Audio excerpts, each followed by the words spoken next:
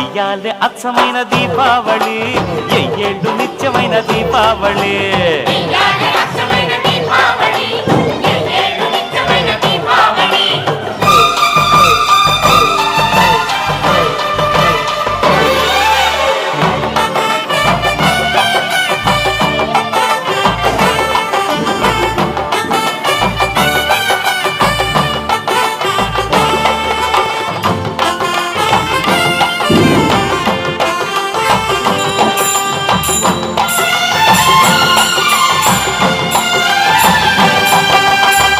మాయా మర్మం లేనివాడు మా మామగారు, మట్టిలోని మాణిక్యం మాడవారు.